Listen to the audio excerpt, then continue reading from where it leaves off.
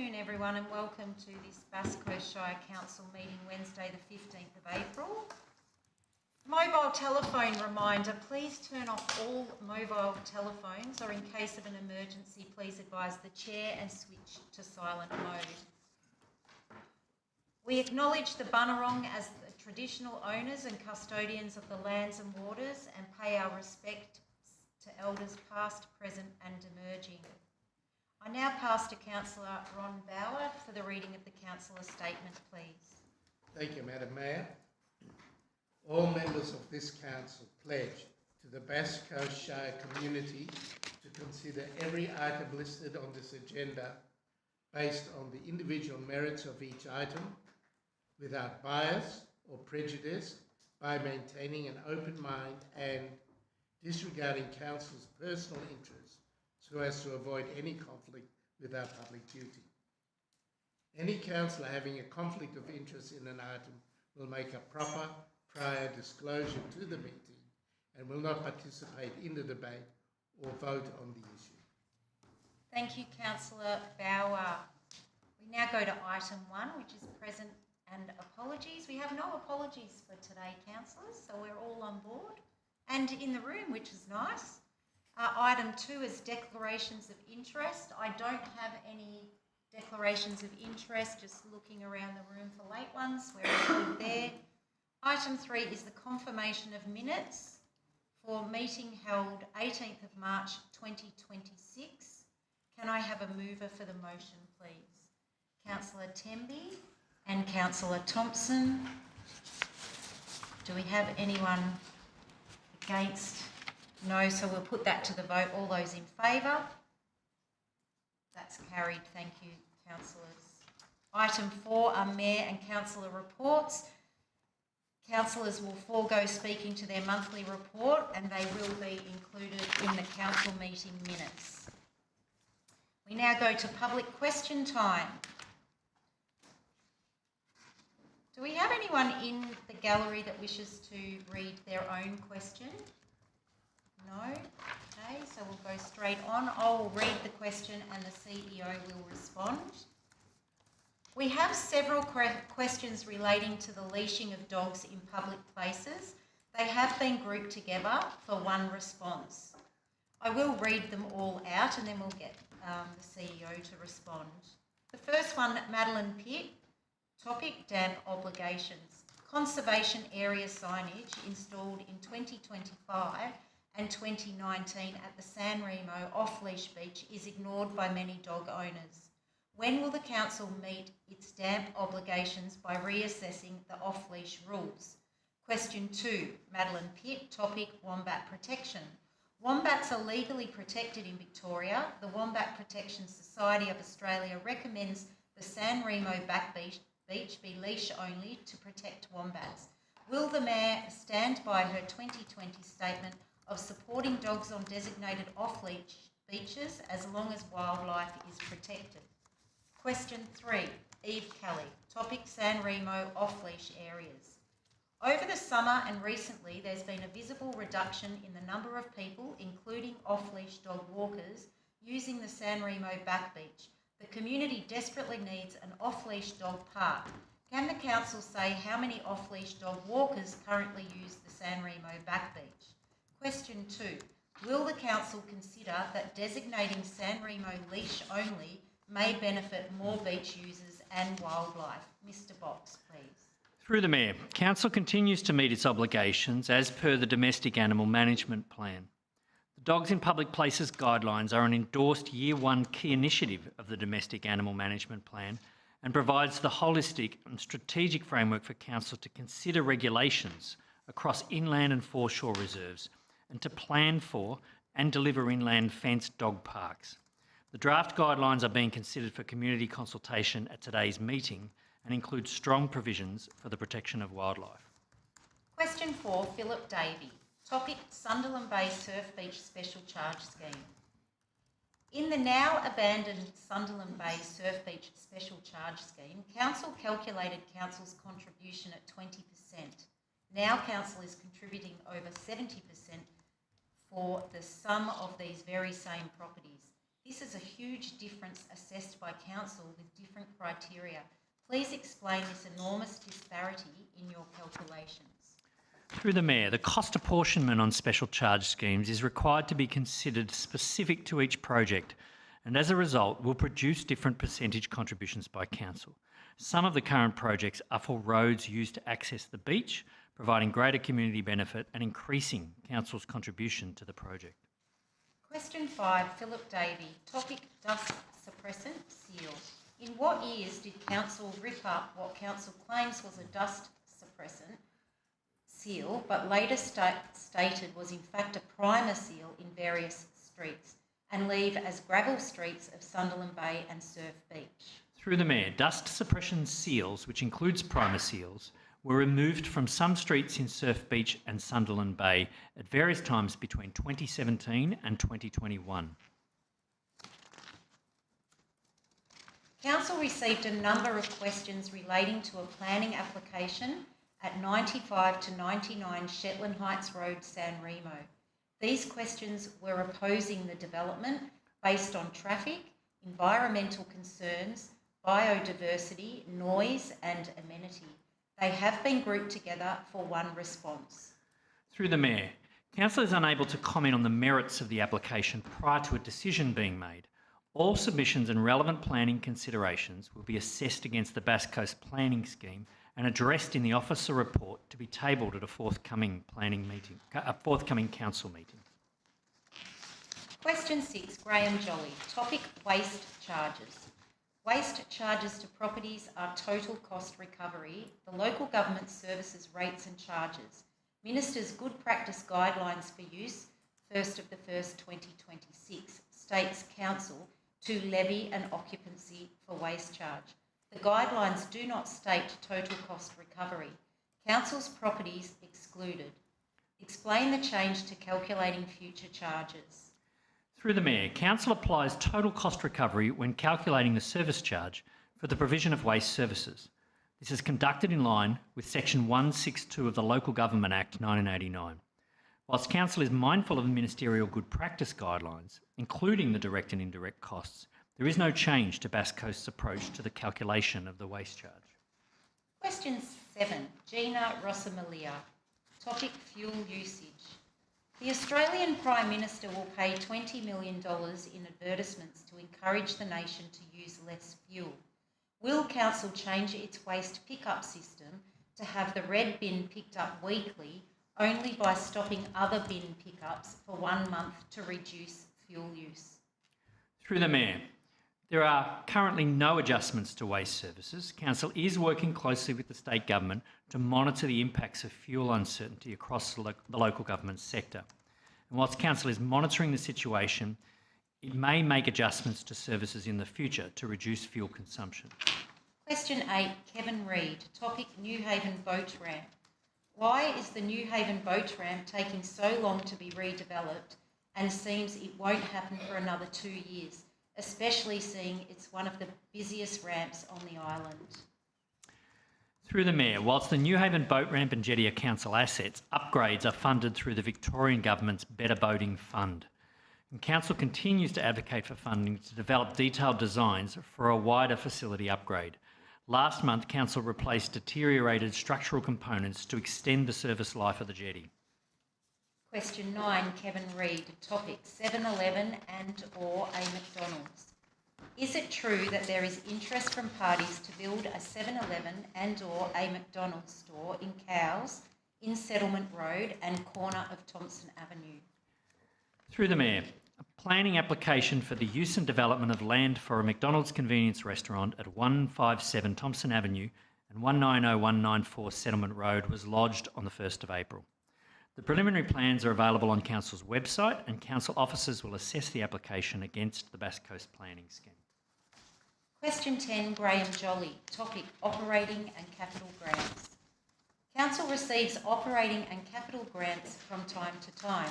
Would council please provide for both operating and capital grants money that have not been expensed as of the 31st of March 2026? Through the Mayor, this information is not currently available. A summary of this information will be published as part of the annual report. number of disallowed questions regarding the Shetland Heights Road San Remo planning application. Unfortunately, they can't be addressed through public question time. So that's the end of public questions. Thank you, Mr. Box. We go to item 6 on the agenda, notices of motion. And 6.1 is supporting our residents and businesses with rising costs caused by extreme weather. Councillor Morgan. Happy to move the motion. Thank you, Councillor Morgan. Do we have a seconder? Councillor Temby. Councillor Morgan, would you like to introduce? Thank you, Madam Mayor. Our community deserves a clean, sustainable future where people, not polluters, come first.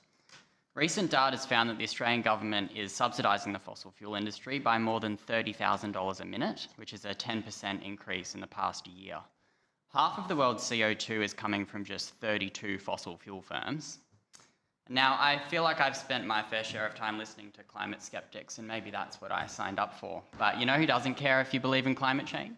Your insurance provider, your mortgage lender. Australia's first National Risk Assessment was released last year. It was created by the Bureau of Meteorology, the CSIRO, the ABS and Geoscience Australia, with input from over 350 technical and scientific experts. It says that 750,000 properties may become uninsurable by 2050. It's 24 years away. 1.5 million Australians at risk from sea level rise. You know, in 2050, I'll be 52 years old. This isn't theoretical for my generation. We're putting up hundreds of metres of sand and rock bag walls now. Every month we come in here either with petitions asking us to fund climate mitigation measures or planning applications for houses in areas that will have high tides lapping at their front door by the time I retire. The Climate Risk Assessment says that we're on track to wipe $611 billion off the Australian property market by 2050. You know which properties they're referring to? Silverleaves, Inverloch, Grantville, every one of our council wards. People in our coastal communities are watching their house values decrease, not knowing whether to cut their losses and sell now or hold on in hope of a buyback scheme. It's not just Bass Coast. Our neighbours in South Gippsland have coastal inundation set to wipe out Venus Bay and Tarwin Lower, Sandy Point. On the other side of the state, Mount Alexander Shire passed a motion unanimously similar to mine after their community was decimated by bushfires over summer. Our federal government has approved over 30 new coal and gas projects while taking millions in political donations from the very same companies and allowing them to get away without paying their fair share of tax. And we get left with the consequences. Our councils, our community and our young people. So I'm calling on our council to write to the Federal Minister for Climate Change and Energy because it's time for the polluters to pay for the damage they are causing. We need a levy on large fossil fuel companies to raise additional funds and support the local government and communities dealing with extreme weather events and coastal inundation. And it's not just me saying this. The Municipal Association of Victoria says that we need a $10 billion fund to address climate change. The cost isn't going away. Someone's going to have to pay for it. And I refuse to sit by and let our governments and the fossil fuel companies perpetrate damage in our communities and then ask us to foot the bill. You can't release a risk report and flood mapping akin to the setting of a horror film, then tell us to fend for ourselves. When I was a kid, I was told if we broke something, I'd have to pay for it from my pocket money. Well, Exxon, Santos, Woodside, how about it? My generation deserves a safe climate future. They're destroying it, so they should cough up. Thank you, Councillor Morgan. Councillor Temby. Thank you, Madam Mayor. My father worked in the petroleum industry as an industrial research chemist from the late 1950s, and in the early 1960s he told us about the likelihood of climate change as a result of burning fossil fuels. I recall him mentioning higher temperatures, extremes of weather and sea level rise. The fossil fuel industry has massively expanded since then, with absolutely no concern for the massive impact of their business model on every person on Earth. Australia gives them subsidies, collects effectively no tax, and the profits mostly go overseas. We only need to look at Norway and Qatar for realistic fossil fuel taxation arrangements. It's about time that the fossil fuel industry are held accountable and are required to compensate via realistic taxation and/or direct funding for the damage that they're doing globally, as well as the increased frequency of damage that they are significantly contributing to in the Bass Coast Shire. Our budget and our community cannot cope with that impact without cutting our options elsewhere. The Emergency Services Volunteer Fund should be paid in full by them. They should also be required to contribute significantly to the prevention of and costs of our coastal erosion and inundation, wildfires, heat waves, droughts and other extremes of weather that impact our residents just as they impact others globally. This motion should be passed to ensure that our advocacy has a more powerful impact at state and federal levels. Thank you, Councillor Temby. Is there any councillors wish? Councillor Tassari? Thank you, Madam Mayor. I congratulate Councillor Morgan on this notice of motion. He's put a lot of time and effort into it, and well done.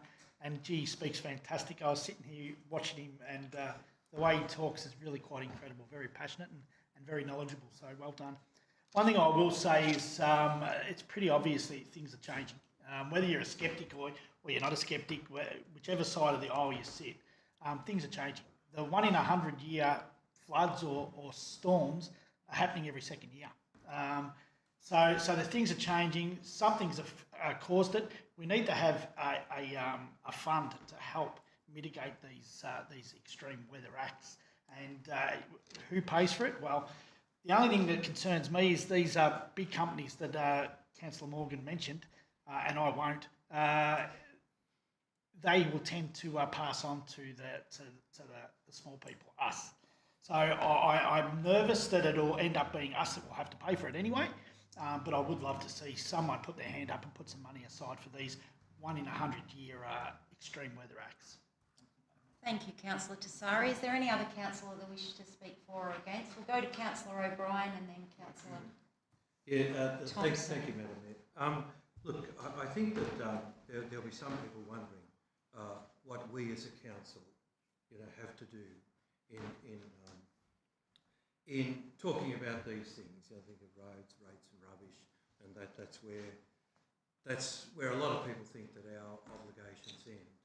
But the simple fact is that we are now, as councils, paying for these missteps of the past, and paying for a resources utilisation, export, whatever you wish to call it, a system where companies can come in, can basically take away the wealth that belongs to this country and pay very little for it, despite their bleating about the matter. We do need a levy. We do need to have these companies paying because we are paying, both as citizens and as councils, for all of these things, these cost burdens that we carry. We only need to look at Norway's resources tax to see how a properly run resources tax, can benefit communities. And you're probably quite aware that Norway's resources tax has now produced a wealth fund of $350,000, north of $350,000 for every man, woman and child in Norway. And yet we wave that opportunity by. So councils, we do have a role to speak when it impacts us. And climate change is impacting us, but also the availability of funds that come from government, to help us to address those things is impacting us. And if government could, if Councillor Morgan here was the Prime Minister, we would have the funds available. Nice sovereign wealth fund to address these things. So look, I strongly support this motion, and I also strongly support the fact that councils do have a role in speaking up about these things that sit on the first blush. It seems to sit outside of our remit, but when you look at the costs that we carry as a result of those companies not paying their way, we should have, and it's not only our right but our duty to speak. Thank you, Councillor O'Brien. Councillor Thompson? Thank you, Madam Mayor. The majority of this motion I support regarding recognition of those affected by climate disasters. I also support addressing the lack of funding for local government already bearing the brunt of costs of tackling the impacts that these disasters prevail on our residents, businesses and farmers. However, I do not support the notion of a tax levy on any fossil company, small or large. The reality is any tax on these companies will inevitably be passed on. This will result in higher costs pertaining to transport, food, utilities, building and eventually the pockets of our residents. We as a council should stick to our mantra of roads, rates and rubbish and leave this issue to be resolved at a higher level of government. I will therefore be rejecting this motion. Thank you, Madam Mayor. Thank you, Councillor Thompson. Is there any other councillor Councillor Bauer? Thank you. Madam Mayor, fellow councillors and ratepayers watching this meeting. We have on numerous occasions in this council and in the last council acknowledged climate change. The Australian weather has always been harsh. Let me remind you of the famous Australian poem written in 1904 by Dorothy McKellar, A Sunburnt Country. If the term climate change had existed then, she would have woven it into her poem. I love a sunburnt country, a land of climate change. The Earth's climate and shifting coastlines have been active for millennia. The Sahara desert was a forest. The Great Australian Artesian Basin was an inland sea. And the ancient city of Alexandria in Egypt was swallowed up by the Mediterranean Sea long before climate change became the woke catchphrase it is today. In a real sense, all of us are dealing with climate change. All the sub-points of these motions have been aired before and voted on before. The way this motion is constructed is jingoistic and without any clear strategies that Bass Coast Shire could implement that have not already been implemented. I draw councillors' attention to item point 3, later in this agenda, the endorsement of the Bass Coast Climate Action Plan. I think you'll find that the majority of what is being mooted in this agenda item has already been adopted by the Shire. Point 2, asking council to write to the federal minister is outside the realm of council. It is these kind of actions that Council Watch and the state government is trying to curb. As Councillor Morgan well knows, the states are sovereign and the federal government cannot impose the findings of such an inquiry on the funding of local governments on the states. In the interest of time, I will not continue to pull this motion apart line by line. It is clear that the council is using the chamber to espouse the Green Party's platform for the upcoming state election. Even if we vote the motion down, he has achieved his purpose. Touche, councillor. Thank you, Councillor Bauer. Is there any other councillor that wishes to speak? Councillor Bell, sorry. I just wanted to point out that the Local Government Act states that climate change is absolutely within the remit of council business. Statutory at obligation. all levels of government. Councillor Morgan. That's all. Thank you, Councillor Bell. Any other councillor wish to speak? Councillor Morgan, do you wish to? Yeah, there's a lot of points there that I don't think are really worth picking up, but one of them that I will just dispel some myths on is the argument that we shouldn't increase tax on the fossil fuel giants because they'll pass on the costs. That's implausible.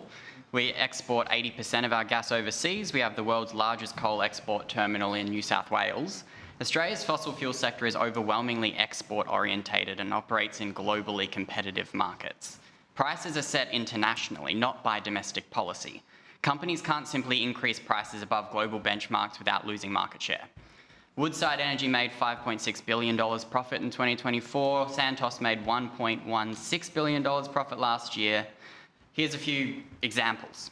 The UK introduced an energy profits levy in 2022 on oil and gas producers. Councillor Morgan, I'm just going to pull you up and remind you need to stick to what's already been debated around the table and not introduce new material in your sum up. Thanks, Madam Mayor. With respect, the argument was that fossil fuel companies will pass on the costs, so I'm using some examples of where similar levies have been introduced and the result. If that's okay. Yeah, continue. Thank you, Councillor. So the UK introduced an energy profits levy in 2022 on oil and gas producers. Rates were increased over time and raised billions of pounds for public spending. Prices rose before the levy and fell while the levy was still in place. The EU introduced a windfall profits tax and many EU countries combined that levy with consumer protections. Point of order, Madam Mayor. 52.5, a matter that is outside the powers of council. This is not relevant to our council. It's relevant to the debate point that you brought up.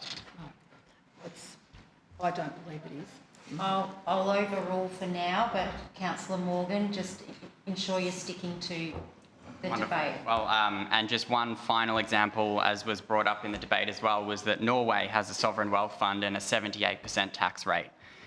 If companies could simply pass taxes on to consumers, Norway would have uncompetitive energy exports, but it doesn't. So don't fall for the lies of the fossil fuel lobby. These bludgers can afford a levy to help pay for the damage they're causing. It's them or our residents. I'll pull you up on language there, Councillor Morgan. Would you like me to withdraw something? Yes, the referral to... Oh, yes, sure. Fossil fuel giants should pay for the damage they're causing. It's them or our residents, so I'm going after them, and I sincerely hope my colleagues join me in that rather than passing the cost on to ratepayers. Thank you, Councillor Morgan. Love it. Councillors, all those in favour of the motion before you? All those against? Thank you, councillors, that's carried. Can I call a division on that one, please, Madam Mayor? Certainly. All those in favour? Councillor Bell, Councillor Temby, Councillor Tassari, Councillor O'Brien, Councillor Morgan. All those against? Councillor Edwards, Councillor Halstead, Councillor Thompson, Councillor Bauer. Thank you, that's carried. Item 6.2 is the MotoGP advocacy. Councillor Thompson to introduce, please. Yes, thank you very much, Madam Mayor. As soon as I can pull up my notes. Thank you. So we're introducing the motion without speaking to it, and we'll need a seconder. Thank you. Madam Mayor, I would like to move this motion. The MotoGP was the heart of Phillip Island, and to lose this international... Councillor Thompson, you need to introduce first and have a seconder. I apologise. So this is on the MotoGP advocacy. Please, Do we have a seconder for the motion? Thank you, Councillor Tassari. Sorry, Councillor Thompson, back to you. Thank you, Madam Mayor. The MotoGP was the heart of Phillip Island, and to lose this international event from BAS is an economic setback that needs to be resolved. Although we have made some inroads to addressing support and replacement events with our state government ministers, it has not been adequately addressed. This motion formally calls on the state government to engage with Bass Coast Shire and regional stakeholders. We need to partner together to reshape and coordinate a transition response that delivers sustainable outcomes for all. Things such as a 7-day motor festival, which has been mooted by several leaders on Phillip Island, this has great substance and should be embraced and supported. Council is seeking a clear commitment from the state government to commit and engage all parties to bring forward a coordinated future tourism pathway that is substantial, sustainable and reflects the needs of our community. I'm also pleased to hear today of the state government cabinet reshuffle where Steve Dimopoulos retains Minister of Sport and Major Events. We call on the Minister once again for a meeting as requested in December 2025 in relation to the MotoGP. Thank you, Madam Mayor. Thank you, Councillor Thompson. Councillor Tassari. Thank you, Madam Mayor. This is a very important notice of motion because as we journey through life, we discover that all kinds of things gets our headlines knocked off the front page of the paper. Now, back in when this was announced, it was huge. I remember I couldn't turn the TV on without seeing our mayor being interviewed somewhere regarding this news. It was the flavour of the month. Unfortunately, a couple of months later, it's no longer even in the papers.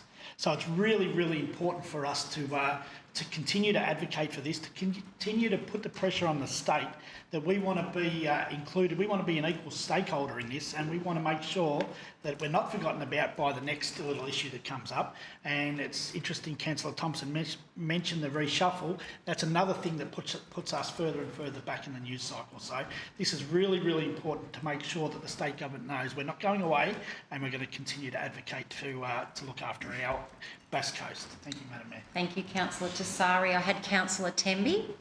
Thank you, Madam Mayor. It's critically important for our Shire's economic sustainability to ensure that replacement activities and initiatives are implemented to replace the globally iconic MotoGP event on the Phillip Island racetrack. We need advocacy to find global attractions to replace our MotoGP loss and to maintain our position as the leading tourist destination in Victoria. The proposed Festival of Motorsport is a great start, but we need more than that event for sustainability. This motion should assist our advocacy for state and federal government support to achieve a positive and sustainable outcome and to further build on our economic viability. We need to be at the table where decisions that affect our shire and our community are made. Thank you, Councillor Temby. I have Councillor Morgan. Thanks, Madam Mayor. So with the loss of the GP comes the loss of about $50 million annually from our local economy. Is there another event that will make up for that gap? No, of course not. Could a festival or events over a long weekend or a week? Yeah, maybe.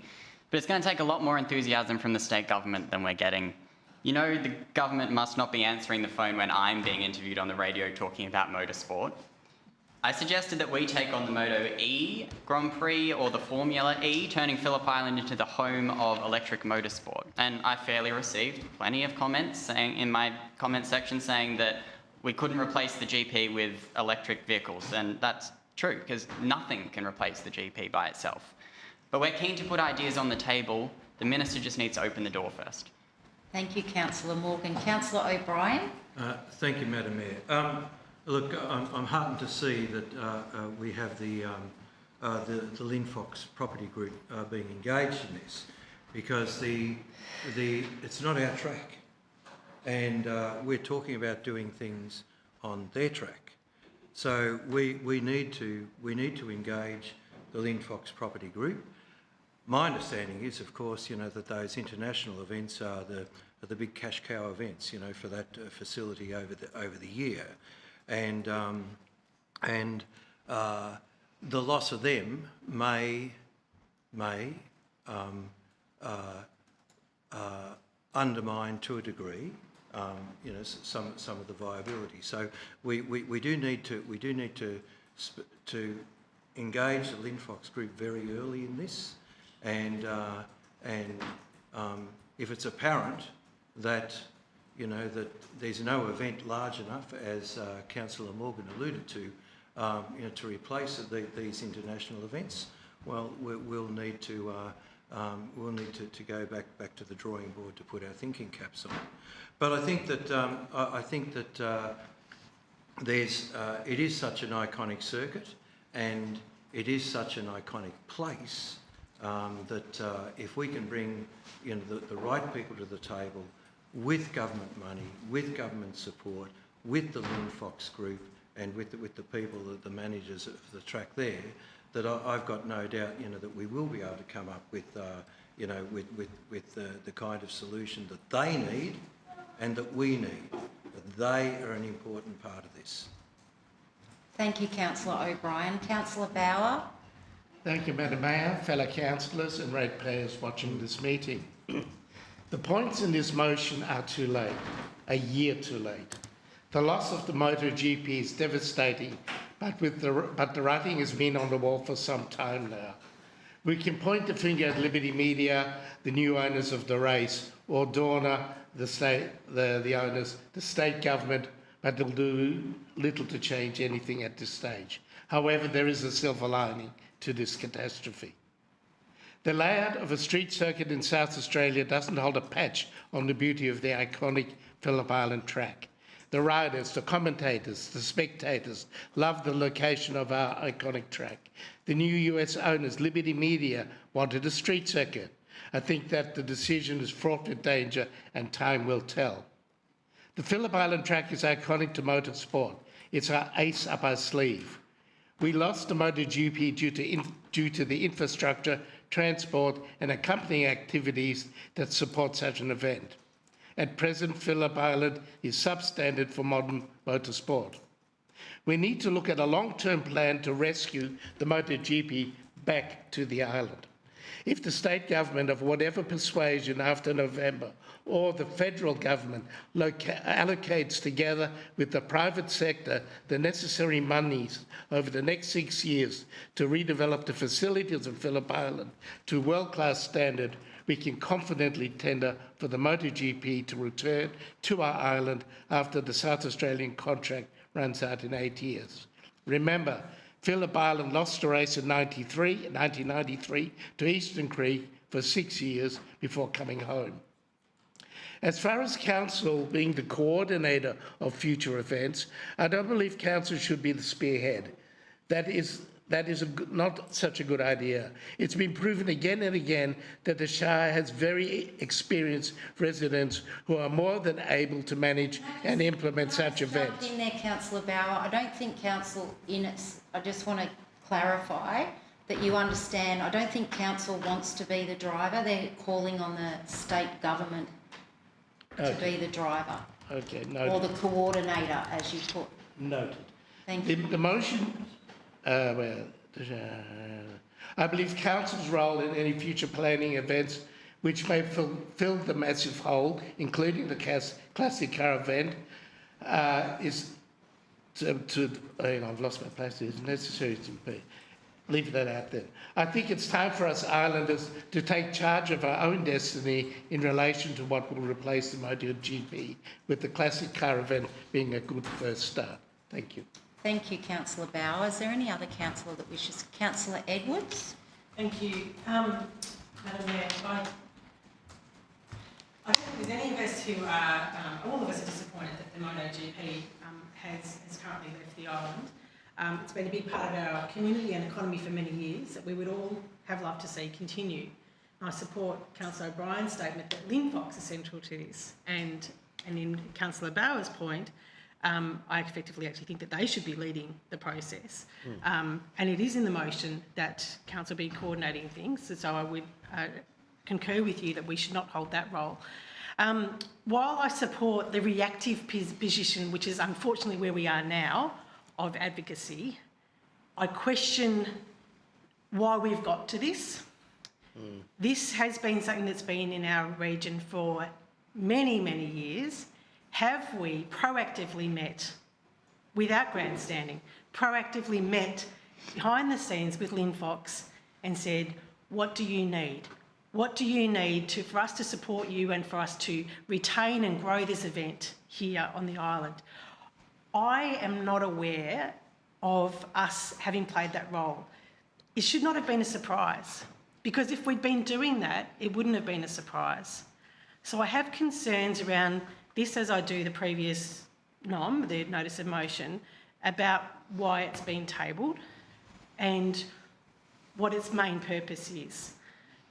All of us want the same outcome. We want, something of the ilk of the Grand Prix, which added so much to our community for so many years, to be there. But it should not be a surprise. We should not be out there banging the boards now, saying, look at me, noise and cameras and everything else, and advocating for it when we haven't done the work beforehand to say, how can we support you to retain and grow this major event? I'm uncomfortable with how this has come about. Thank you, Councillor Edwards.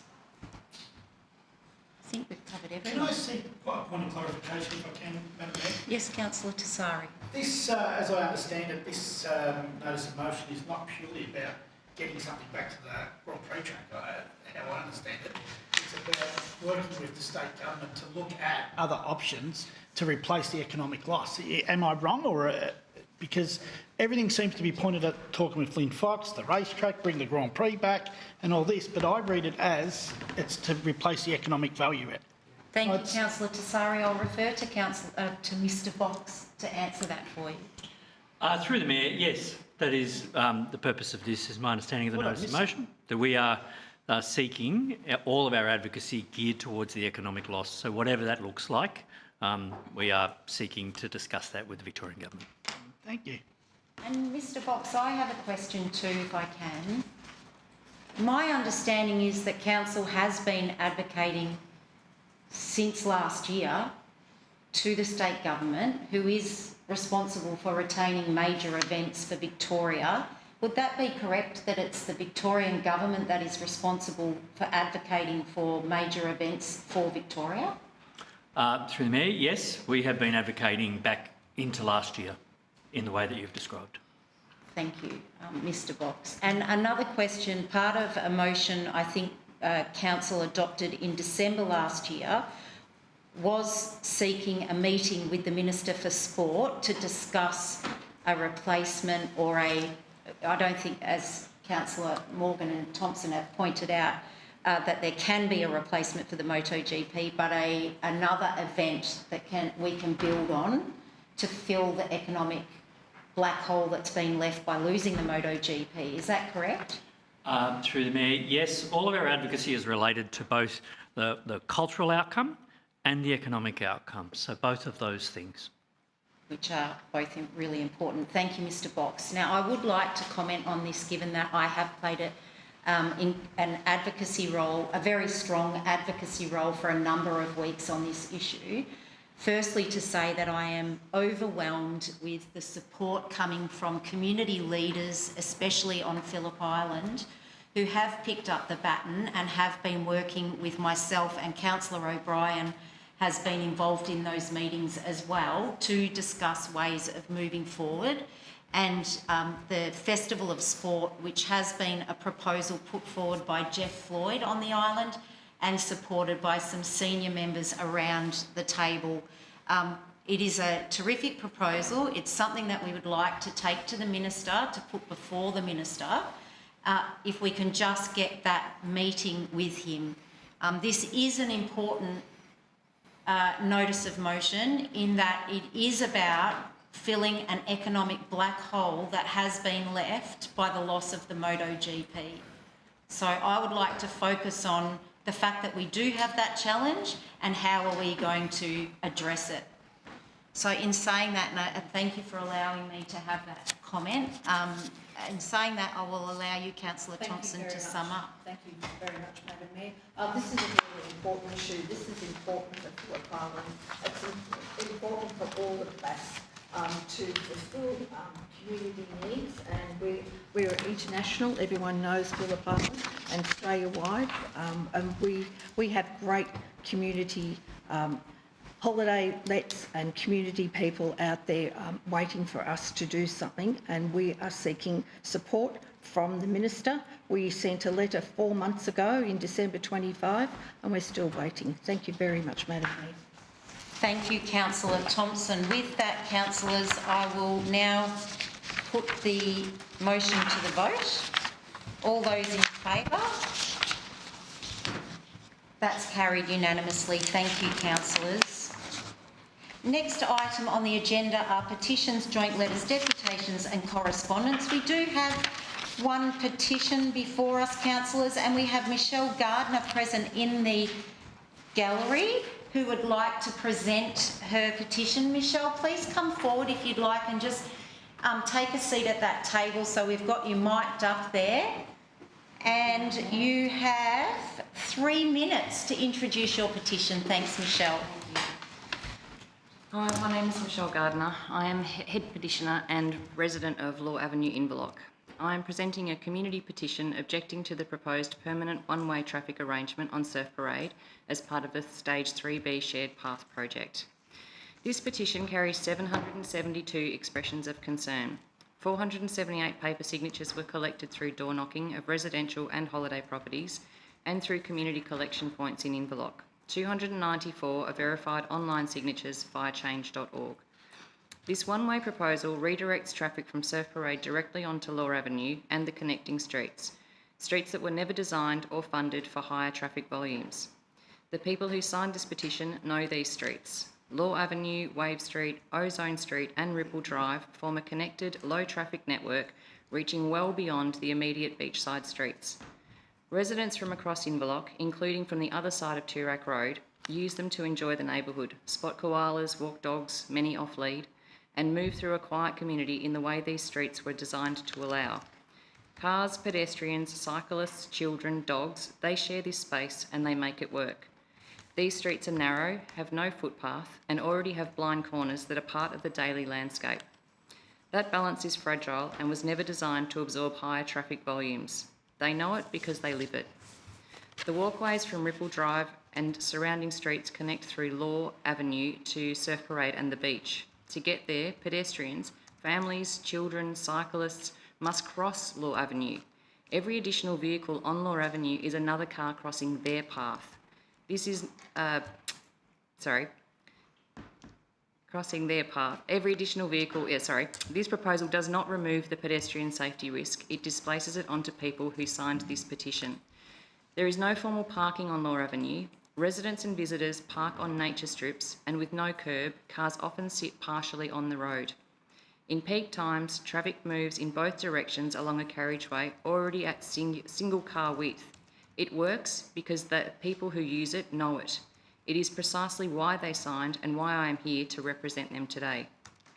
The signatories support safe pedestrian infrastructure on Surf Parade. The objection is to this arrangement and the impact it places on the surrounding community. Inverloch has a significant holiday property population. Many ratepayers cannot be reached by door knocking alone, particularly outside summer. QR codes were left at unoccupied properties, and the petition promoted through the Inverloch Community Voice Facebook group, reaching the people most directly affected. The majority of the 772 signatures are Inverloch residents, ratepayers and property owners with a direct stake in this decision. 772 people expressing concern about a single local infrastructure proposal represents a significant community response. I respectfully ask that Council give this petition full weight in its consideration of Stage 3B. Thank you. Thank you, Michelle. We only went 10 seconds over, so you did really well. If I hadn't have lost my track, I might have kept on time. You're welcome to take a seat back in the gallery. Thank you. And councillors, I'm asking for a mover of the motion. Councillor Edwards, do I second her? Morgan. All right. Do you wish to speak to the motion, Councillor Edwards? Oh, just briefly, thank you, Madam Mayor. I'd like to thank Michelle for coming in today. And to all the residents of Inverloch and beyond who have made their voices very clear both on this petition and over many years about what the outcome they'd like to see in that part of town is. And I look forward to hopefully us supporting that. So, thank you. Councillor Morgan, anything to add? Yeah, I could just add a quick apology to the folks who've emailed me and I haven't yet replied to. I received hundreds of emails about the issue and I'll get back to you all ASAP, but I'm happy to refer to my comments and voting record on this issue, which haven't changed. I also went and door knocked Law Avenue and Surf Parade again last month and caught up with the petitioner at the Surf Lifesaving Club, so can assure locals that I'm hearing you loud and clear. Thank you, Councillor Morgan. Does any other councillor wish to speak on this petition? All those in favour? That's carried unanimously. Thank you, councillors. Item 8.1 is the draft budget. Mr Dillon to introduce the report, please. Thank you, and through the Mayor. This report seeks Council's approval to release the draft 26-27 budget for community consultation. The draft budget totals $124.6 million, including $88 million in operating budget and $30.3 million capital works programme. The budget proposes a 2.75% rate increase in line with the state government rate cap and an 8.3% increase to the waste service charge to $669.51. Major capital projects include the Cow Streetscape Master Plan at $3.6 million, waste management infrastructure at $7.7 million, and tracks and trails at $2.8 million. The budget is prepared against a backdrop of global economic volatility and remains subject to refinement prior to final adoption. It is recommended to Council to approve the release of the draft 26-27 budget, the draft 26-27 fees and charges, the draft annual action plan for 26-27 for community consultation, and authorise the Chief Executive Officer to deliver community engagement, including calling for written submissions to be received by 5 p.m. Wednesday the 8th of May 2026. Thank you, Madam Mayor. Thank you, Mr Dillon. Do I have a mover? Councillor Tassari, a seconder, Councillor Thompson. Councillor Tassari, you wish to introduce? Thank you, Madam Mayor, and thank you, Mr Dillon, for putting that forward. The budget, it's a topic every year, and it's a really tough juggling act, and I congratulate you and Joe and yourself and your finance team on putting this together. Balancing the books is never easy, especially when you get then 9 councillors coming in putting forward their wish list, so it's a tough gig. One thing I would like to just seek clarification, if I can, a question without notice is have we got the ability, I know this is just to go out for circulation to the community, but with the economic times that we're in, and it's probably going to get worse before it gets better. Have we got the ability to manoeuvre to make sure we can look after our community if things do get worse? Thank you for the question, Councillor, and through the Mayor. This is a dynamic document, and we are currently working to incorporate further contingencies should that global environment worsen. As part of our standard process in developing the budget from now until adoption, we will consider mitigation strategies for the rising fuel costs and supply chain costs. So the community probably will see some adjustments by the time we get to adoption, but we have worked really hard to maintain support for the community, and you can see that by we have maintained the community grants, and we've included new initiatives like the new pensioner waste rebate. But yeah, we have a clear process underway, and the final budget will be aiming to be resilient regardless of the economic climate becoming more challenging. Thank you, Mr. Dillon. Yeah, just with that, it's I've sort of spoken to a couple of councillors about this budget, and it's a massive process. We've been going on about it now for quite some time.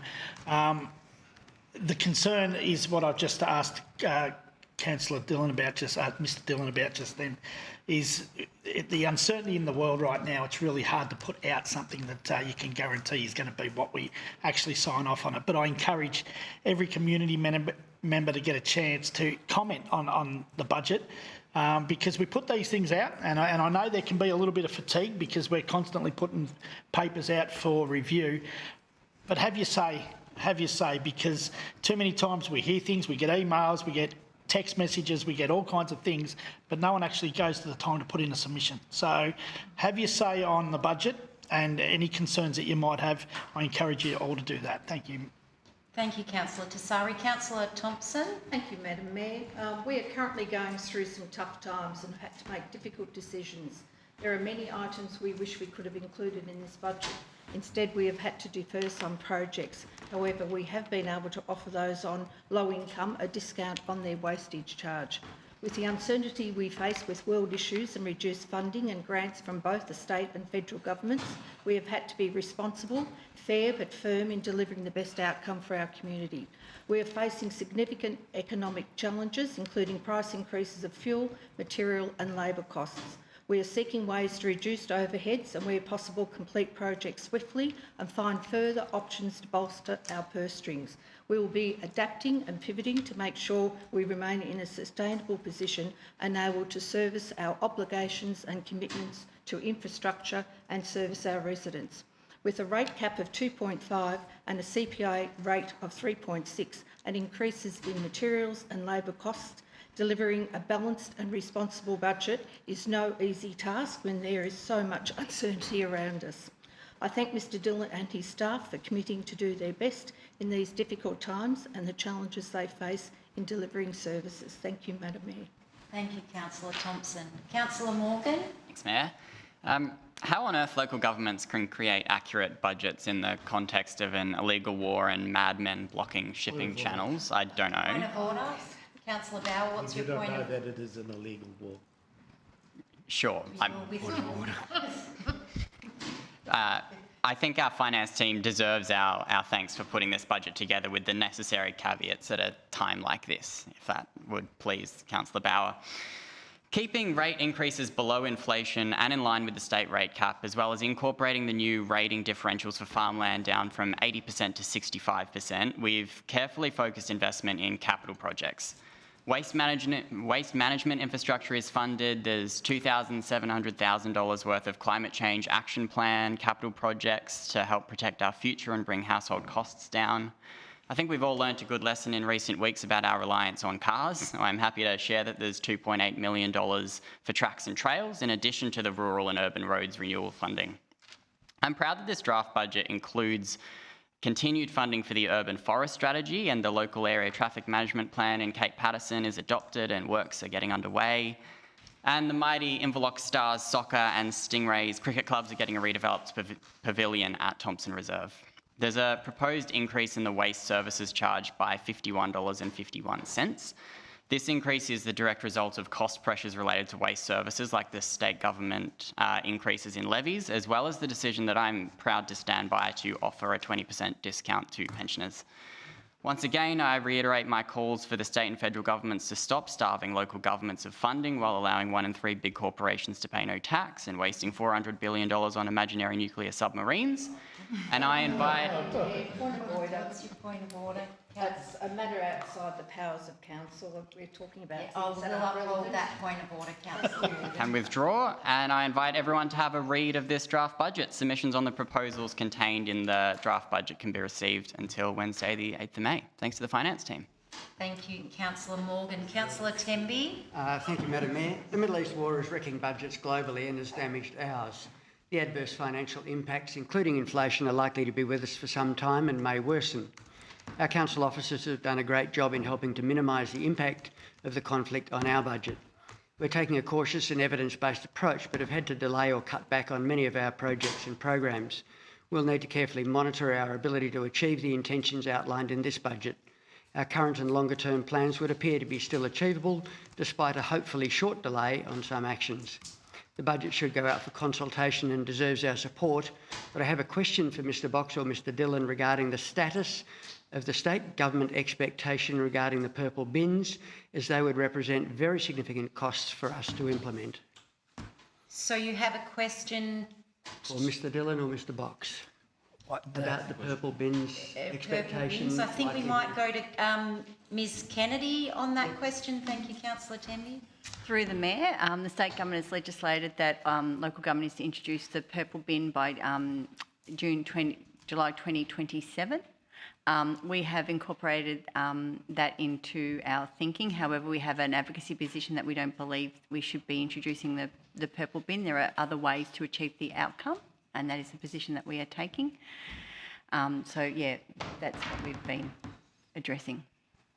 Thank you, councillor Temby. Could I just also ask through you, Ms Kennedy, what's the amount in the budget to provide that purple bin? So it won't be in this year's budget. It'll go into the following year. So, but we need to, if we were to follow the state government is requiring us to implement them by 2027, you need to order them early. So they will need to be ordered this financial year, but will go into next year's budget. So the budget is for that? For that, and in terms of the overall impact, to order the bins is about $1.2 million, and it's over the 10 years, $6 million cost to deliver that service. What we are saying is we don't disagree with the outcome. We just think the way we go about it, we could be doing it differently and more cost effective for our community. Thank you, Ms Kennedy. Can I ask a question about that? Yes, councillor Bauer. Through you, Madam Mayor, to Ms Kennedy, how much is the cost of the lids? The reason I ask this, the base is the same. Can we use the bins later on? Councillor Bauer, can we take that question on notice? Yeah, thank you. I have heard a similar thing, but it might be a question that's better on notice. Okay, stop. Councillor O'Brien? Yeah, thank you, Madam Mayor. Yes, I'm sure that the residents of Bass Coast realise that budgets are best guess projections against a set of priorities, and when costs change, if you've ever, when you're running a family budget, you have to take rob Peter to pay Paul. You do that all throughout every year. I think we do have challenges ahead with the budget. One of the things that I would hope that also remains dynamic with this budget is that we have in this environment where costs are going up, that we have a really good look at our sleeping, dormant and unused assets, and act on considering which to sell, which to keep. We do have a number of assets that have been sitting there for quite a number of years now, and we can certainly release funds back into the budget. And what I'm saying is, what I'm suggesting with those is that if we do have if we are feeling the pinch with some of these projects that involve capital works, like the sporting precinct at Phillip Island, well, maybe the funding for those can be found within sleeping, dormant and unused assets. There are a number of these, you know, within Cowes and out of Cowes, and right around the Shire that we're sitting on, and I would hope that part of that notion about a budget being flexible involves looking at those. The argument that they'll be worth a lot more in 5 years' time is spurious, because in 5 years' time you then make the same argument again. Oh, we can't sell it; it'll be worth more. But I think that if we endeavour to make sure that, you know, that's a key part of our budget. I'm not saying it provides the answers to everything, but it certainly will provide some of the solutions in this climate of rising prices, rising costs, and where we're going to be reviewing capital works programs and perhaps considering slowing some down in a rising cost environment. That's all I wish to say. Thank you, Councillor O'Brien. Councillor Bauer. Thank you, Madam Mayor, fellow councillors and ratepayers watching this meeting.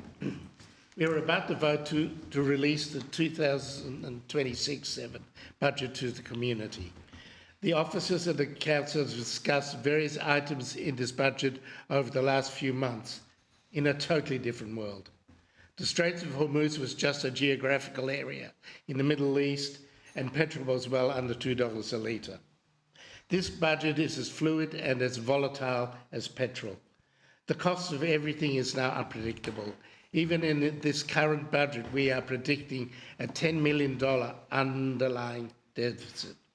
There is no doubt, none whatsoever, in my opinion, that before we adopt this budget, more savings will need to be found to counter the sharp rise of the costs of supplies and wages. The only exception to this rule is the waste contract. We have a once in a septenarian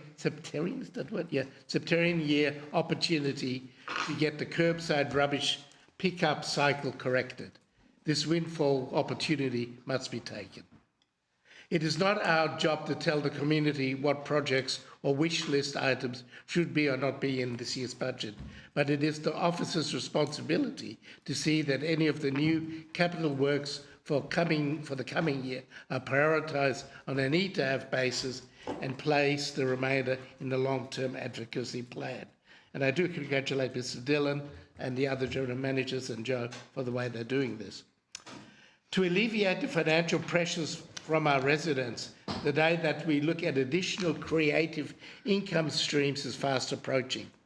We are the state's leading ecotourism destination. There are many ways that the holiday makers and tourists can contribute to our bottom line so that we remain the state's ecotourism jewel in the crown. These additional revenue streams need to be explored now. Thank you, Madam. Thank you, Councillor Bauer. Councillor Bell? Exploited as well. Freudian.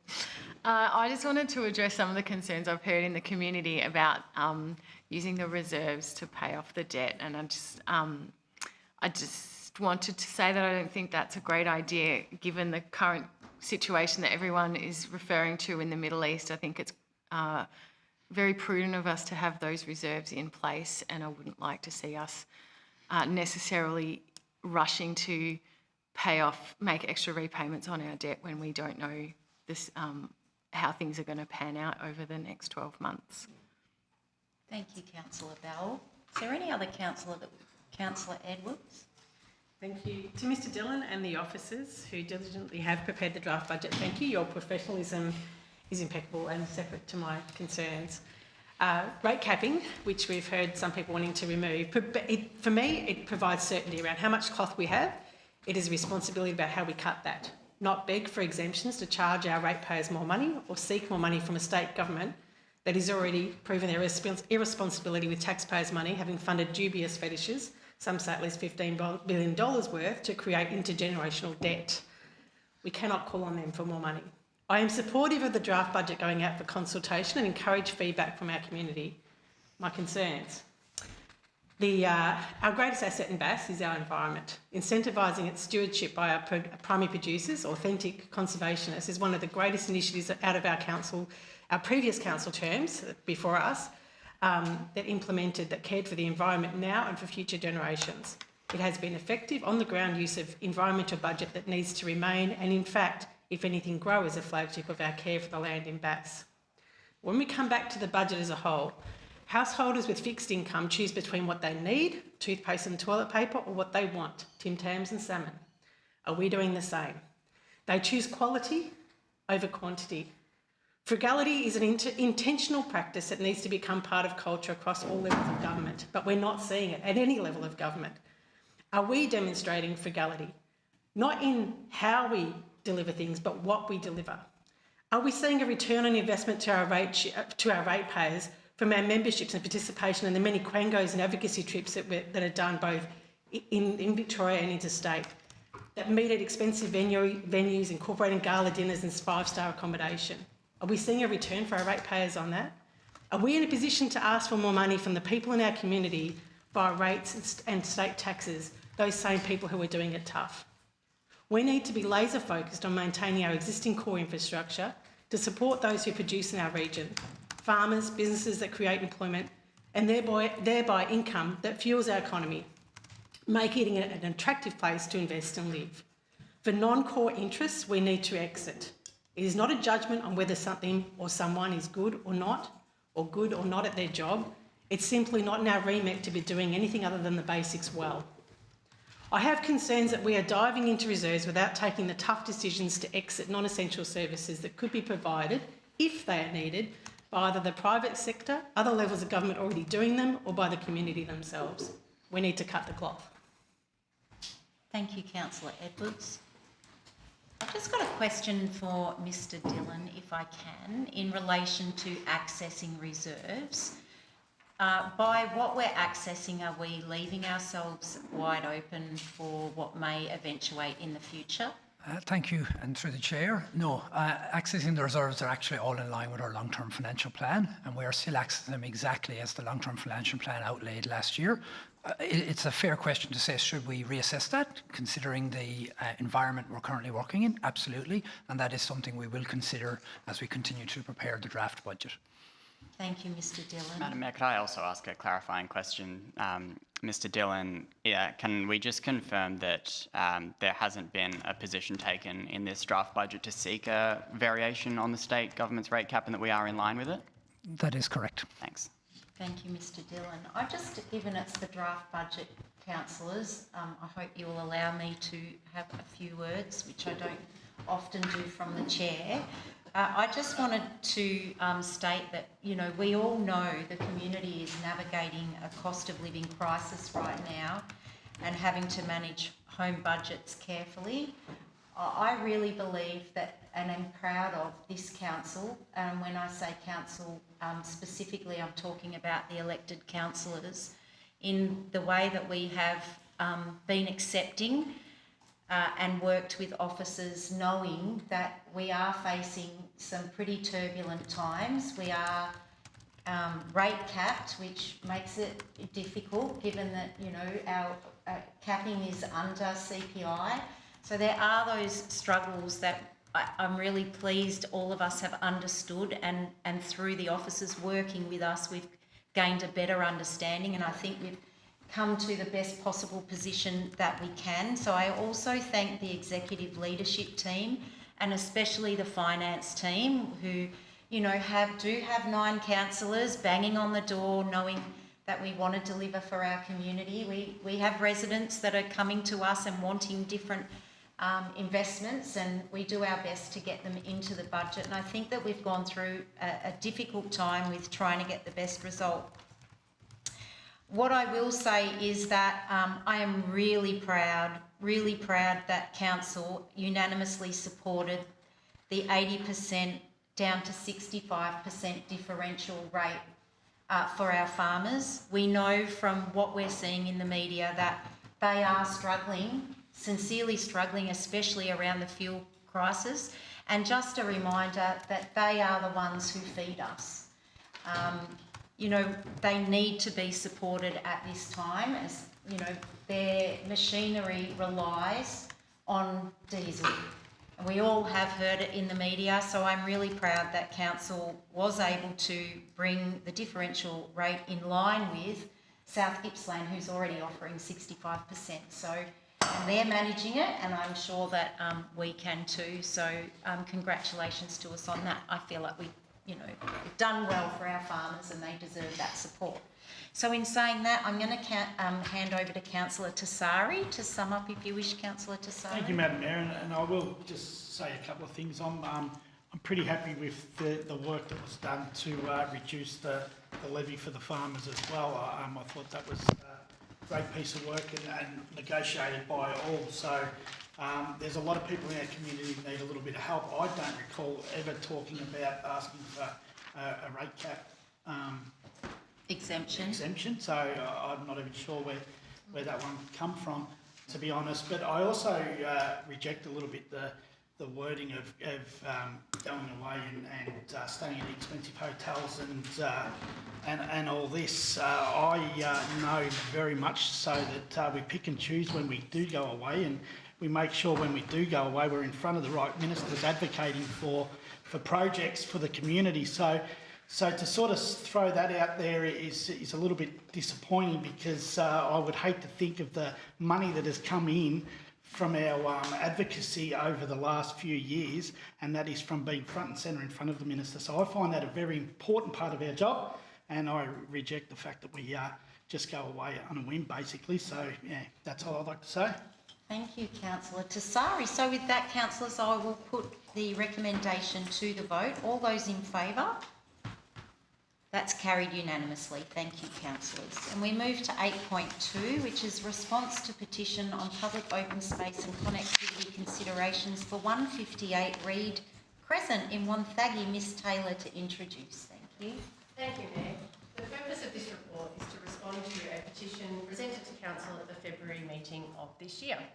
The petition requested a range of improvements in the area, including the creation of a reserve, improved drainage infrastructure and improved connections in and out of Reed Crescent. Following the recent approval of a subdivision in the area, petitioners, council representatives and the developer met to discuss the proposal, and all parties are committed to working together to establish a working group. It is recommended that the working group explore options, including utilisation of public open space funds to provide infrastructure within the proposed reserve. Thank you, Mayor. Thank you, Miss Taylor. Do I have a mover for... Councillor Morgan. Seconder, Councillor Tassari. Councillor Morgan. Thanks, Madam Mayor. I have absolutely no notes. This has been a wonderful process, and I'd like to thank everybody involved, including my council colleagues and staff, as well as the developer, the petitioners, Uncle Anthony from the Bunurong Land Council for joining us on site and for working through what is always quite complex in planning departments. So thank you to everybody involved for working in such good faith, and let's hope we get the good stuff. Cheers. Thank you, Councillor Morgan. Councillor Tassari. Thank you, Madam Mayor. I totally agree with the words of Councillor Morgan. It was actually nice to meet down there a week or 2 weeks ago and walk through what was a little bit of memory lane for me growing up in that part of town. So this is a start of a process that's got a long way to go. But I congratulate everyone that's been involved, and I know that all parties at the moment are willing to continue to work together to try and get a fantastic development down there. So let's make sure that this is a starting stone and we keep communications open and get a great result for the community. Thank you, Madam Mayor. Thank you, Councillor Tassari. Councillor Temby. Thanks, Madam Mayor. It's great to see what appears to be a viable and exciting plan being put up in this petition. If a community working group, including the developer, can find practical solutions to the matters raised, and if sufficient financial and in-kind contributions can be made, this concept can be positively embedded within the Reed Street development project. The outcomes can be expected to include enhanced and long-term community amenity, as well as clear environmental benefits. It may also enhance the attractiveness of the blocks to be put up for sale. It has the potential to be a great example of public open space planning and stormwater treatment, and deserves our support. Thank you, Councillor Temby. Any other councillor wish to speak for or against? Councillor Morgan, given that we haven't had any opposition, are you happy to go to the vote? Absolutely. All those in favour? That's carried unanimously. Thank you, councillors. 8.3, Bass Coast Climate Change Action Plan 2020 to 2030 Midterm Review. Miss Kennedy. Thank you. Thank you, Mayor. The purpose of this report is to present the findings of the midterm review of the Climate Change Action Plan 2020 to 2030 and to seek council endorsement of the council priority actions 2026 to 2030. The review assessed progress, identified emerging risks and opportunities, and tested community priorities to ensure the plan remains effective and aligned with current science, policy and local needs. Throughout September and November last year, Council engaged with residents, businesses, community groups and, importantly, young people. The review found the plan is driving strong progress towards reducing emissions and improving climate resilience, both across Council's operations and the entire Bass Coast community. Some of the key achievements to date include exceeding our renewable energy targets, installing 310 kilowatt of new solar power and 120 kilowatt of battery storage across a range of community facilities. We've strengthened our energy resilience to 10 dedicated community resilience hubs, expanded public EV charging stations, continued transition of council fleet and equipment to electric and low emission options, invested in the biolinks, seeing the planting of more than 1.5 million native plants since 2020, which equates to an estimated 165,000 tonnes of CO2 as they, to absorb CO2 as they mature.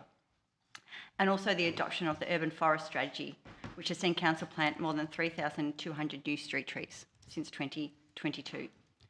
The updated priorities in the 2026 to 2030 Council Priority Actions Report reflect the passion, the leadership of the Bass Coast community while highlighting where efforts should be focused next. Thank you, Mayor. Thank you, Ms Kennedy. Do I have a mover for the motion? Councillor Morgan, seconder Councillor Temby. Councillor Morgan, introduce please. Thanks, Madam Mayor. In 2019, I joined some of the wonderful people in the public gallery today, and I gave a speech in this chamber calling for a climate emergency declaration and net zero plan. I wasn't a councillor, I was one of hundreds of young people in Bass Coast at the time who wanted action. Did I think that halfway through that adopted plan I'd become a councillor and return to this chamber to take ownership of the hardest part of its implementation? No, I thought I'd come in and dump it on Councillor Tessari to deal with while I go off and enjoy my 20s. But I couldn't do that, so here I am, and here's the halfway point. We're powering council with 100% renewable energy. We've exceeded our solar target, installing 310 kilowatts of new solar panels on council buildings. We've installed 120 kilowatts of battery storage built into dedicated resilience centres. We're electrifying our council vehicle fleet. We've installed a few EV chargers. We've run climate action funding grants and partnership programs, and where's that got us? Not far enough. It's fantastic work, and I'd love to give my sincere appreciation to Ms Kennedy and the team, the reference group, the community, but we all know it's not enough. And is giving up an option? No, it would be morally reprehensible, but also council has a statutory obligation to manage climate risks under the Climate Change Act, the Local Government Act and the Planning Environment Act. So we have to do it, and I would suggest that we spend the second half of our 2030 action plan going harder than the first. The easy wins have been largely achieved. We now need to tackle diesel fleet emissions. We need to address landfill emissions. We need to accelerate the structural changes that are harder, more complex, and more politically challenging. We must focus, prioritise, and scale up what works. That means strengthening resilience and adaptation, not just mitigation, investing in high-impact areas like nature restoration and biolinks, embedding climate action across every part of council decision-making, and being honest about where we need to do more.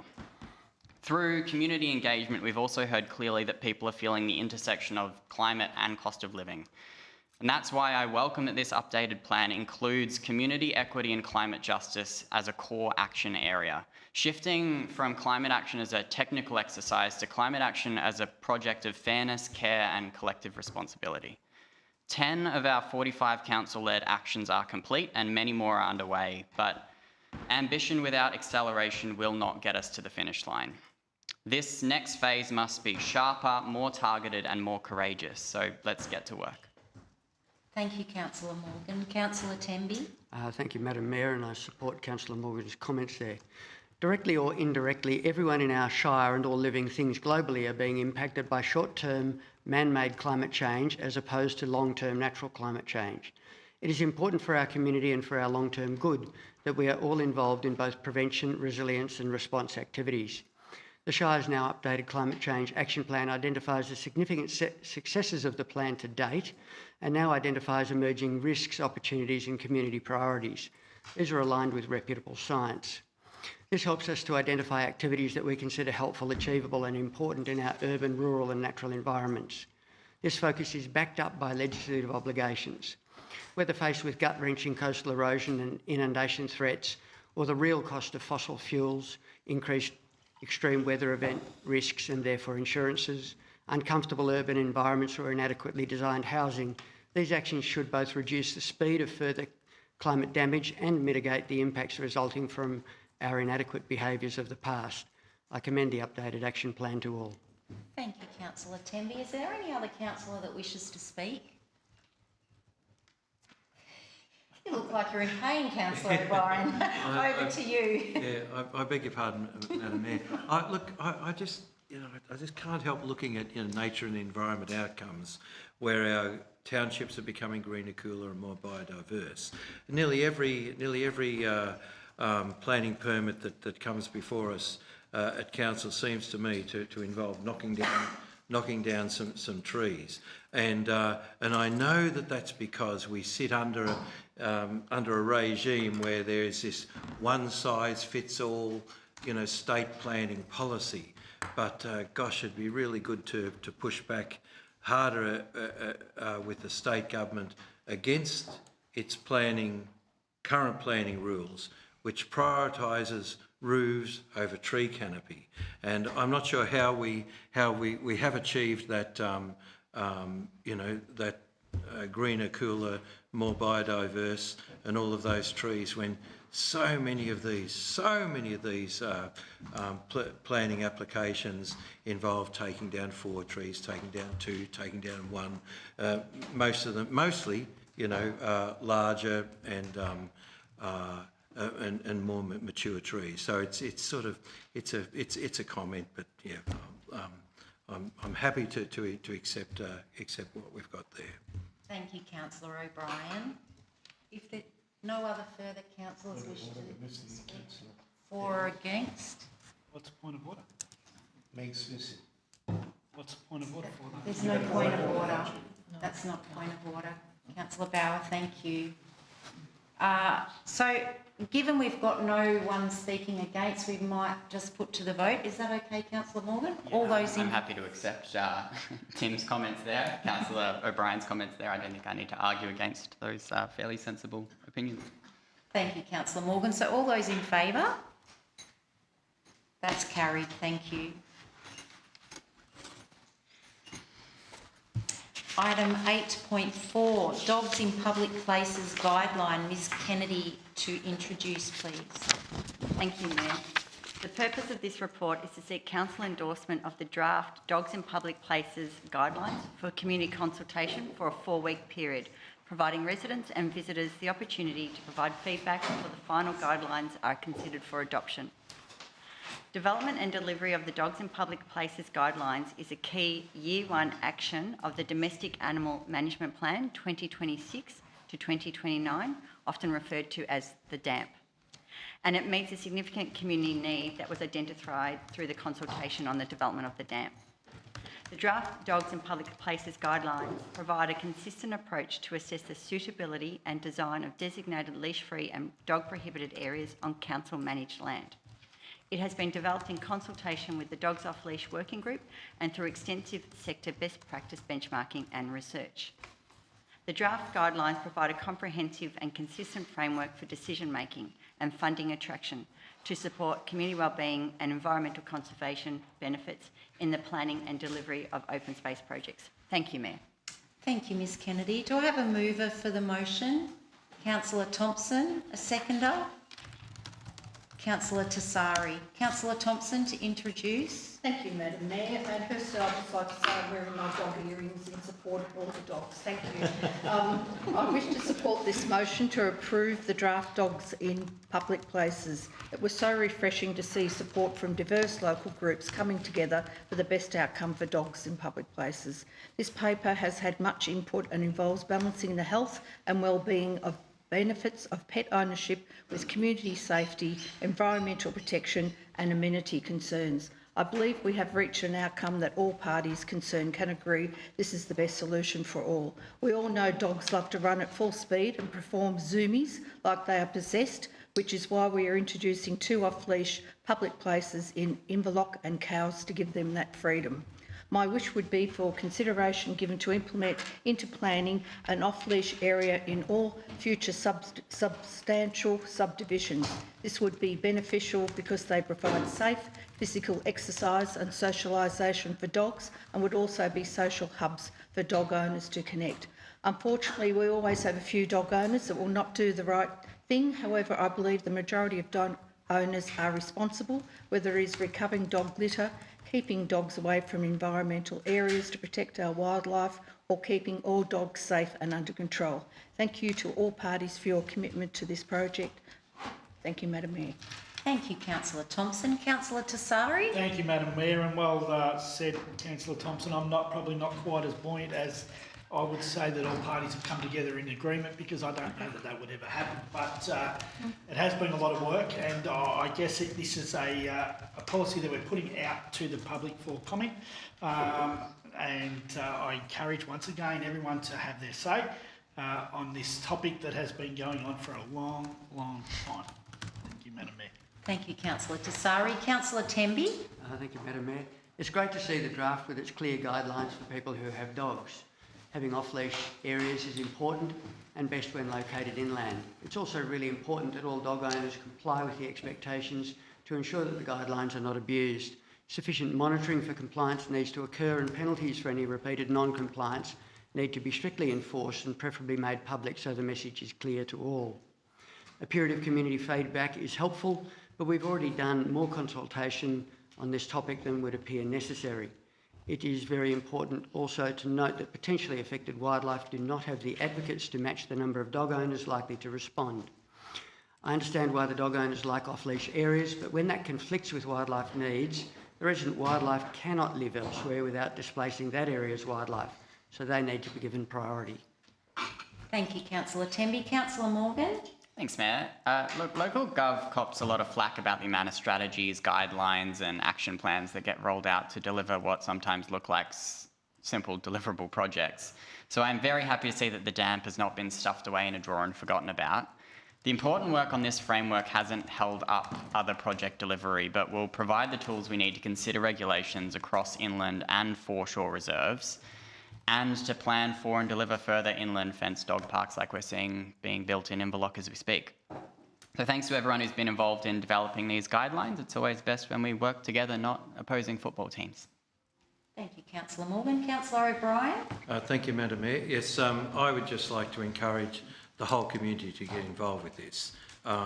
This is for community consultation, and so for people who don't have dogs, to also to get involved and to be heard around, to have their views heard around where dogs should be, what's appropriate, when the book should be thrown at dog owners doing the wrong thing and not and doing the right thing.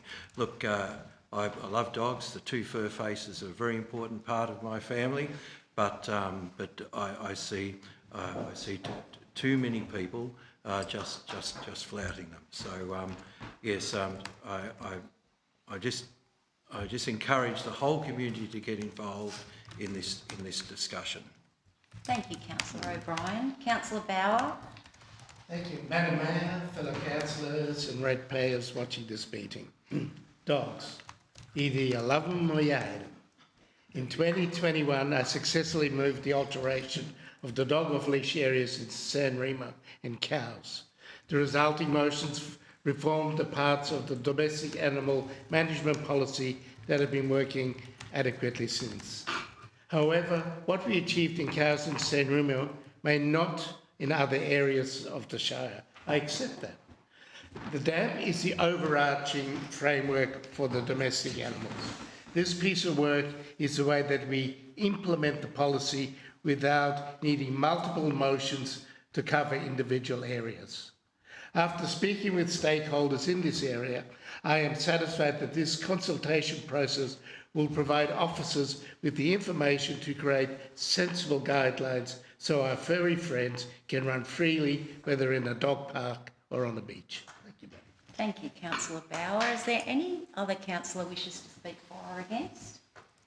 We'll go to Councillor Thompson. Thank you very much, Madam Mayor. I'd just like to make one point that people may not realise, that at the consultation table we had people from the environmental group and wildlife people and the dog owners, so they worked together and everyone got on well. Thank you very much, Madam Mayor. I move this.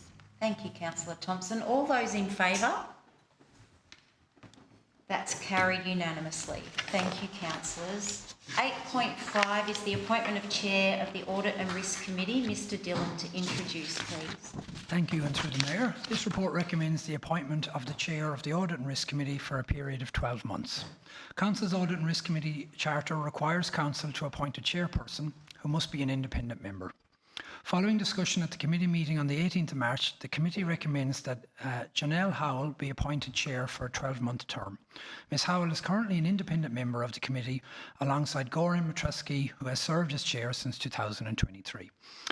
The report recommends that Council appoint Janelle Howell as the chair of the Audit and Risk Committee from the 1st of June 2026 to the 31st of May 2027. Thank you, Mayor. Thank you, Mr Dillon. Do we have a mover? Councillor Tassari, seconded Councillor Temby. Councillor Tassari.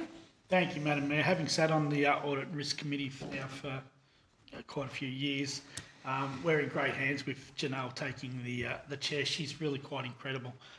She finds questions in all kinds of things, reads the documentation thoroughly, knows her stuff. She's on quite a lot of audit and risks and boards, and she really is an impressive person to watch in action. I'd also like to take the opportunity to thank Goran, the outgoing chair, for his efforts over the last almost 3 years. Again, a very thorough person and someone that you feel feel safe when you know he's overseeing the papers and the meetings. So our Audit and Risk Committee is a fantastic group, and the 3 independents that we have are really quite thorough in what they do. So it gives me as a councillor a lot of security. Thank you, Councillor Tassari. Councillor Temby. Thank you, Madam Mayor. I've been involved on several Audit and Risk Committees, and I've visited our Audit and Risk Committee several times now, and Janelle Howell is not only well credentialed, but she's a really impressive contributor to the committee and has my full support. Great, thanks, Councillor Temby. Is there any other councillor wish to make comment? Happy to put to the vote, Councillor Tassari. All those in favour? That's carried unanimously. Thank you, councillors.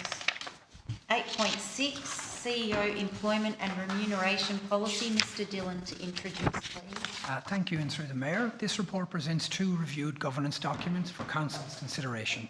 The CEO Employment and Remuneration Policy, which governs the management of the CEO employment cycle, performance management, contract renewal and recruitment, and the CEO Employment Matters Committee Charter. Council is required by the Local Government Act 2020 to maintain a CEO employment and remuneration policy. The current policy and charter was adopted on the 15th of December 2021, and they're both now due for renewal. Minor changes have been proposed to both documents, including updating position titles to reflect the current organisational structure and additional sections referencing confidentiality requirements under the Act. I recommend that Council adopts both documents as presented in Attachment 1 and Attachment 2 of the report. Thank you, Madam Mayor. Thank you, Mr Dillon. Do we have a mover? Councillor Thompson, seconder. Councillor Temby. Councillor Thompson. Thank you, Madam Mayor. It gives me great pleasure to move this motion. I'd just like to point out that our CEO has been nothing but inspiring to his team and all councillors. He is a strategic but adaptable leader, paying attention to councillors' wishes, whims and concerns with a balanced, fair and firm approach while steering us all into charted waters. In these uncertain times, we need strong leadership, which I believe our CEO possesses, and I'm more than happy to move this motion forward, and I'm very happy to endorse the changes to this policy. Thank you. Thank you, Councillor Thompson. Councillor Temby, do you wish to Thank you, Madam Mayor. I support the motion and Councillor Thompson's comments. They're appropriate. Thank you, Councillor Temby. Any other councillor wish to make comment? Sorry, Madam Mayor, at the last Councillor minute. Tassari. I will one while we're all jumping on the back and saying what a great job he does. I'd just like to give a different angle. Away you go. Sitting on quite a few alliances, you get to see quite a few mayors in the room, and I'd just like to give Greg the praise of a whole room. When Greg speaks, they all listen. So not only does he have a calming influence on us here, but he also does on the alliances that I sit on. So his reputation has actually grown out of just our area, but also regionally and in other areas as well. So I'd like to just leave that on the table as well. Thank you, Councillor Tassari. Thank you, Councillor. Councillor Thompson, did you have anything you wish to No, say just further? move it Straight to the vote. vote. Thank All you. those in favour? That's carried unanimously. Thank you, councillors. 8.7, Instruments of Appointment and Authorisation. Mr Dillon to introduce, please. Thank you, and through the Mayor, this report recommends the Council revoke authorisation to officers who no longer require it under the Planning and Environment Act 1987. Instruments of appointment and authorisation are appointed to people, not positions, and this ensures appropriate delegations remain current. The revocation applies to 5 staff members as highlighted in the report. This action supports good governance for the community by ensuring that only appropriate members of staff hold decision-making powers. I recommend the Council, in the exercise of powers conferred by Section 147, Section 4 of the Planning and Environment Act 1987, resolve to revoke instruments of appointment and authority under the Planning and Environment Act 1987 to the 5 named officers. Thank you. Thank you, Mr Dillon. Councillor Tassari is moving. Do we have a seconder?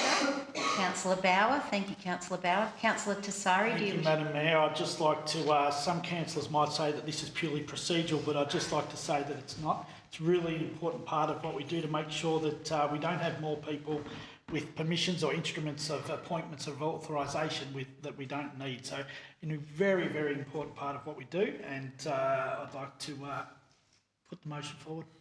Thank you, Councillor Tassari. Councillor Bauer, do you wish to add anything? No, I'd like to echo what he said. It's procedural. Given any other councillor wish to speak against? All right, we put that to the vote. Councillor Tassari, all those in favour? It's carried unanimously. Thank you. Item 9 on the agenda, statutory reports.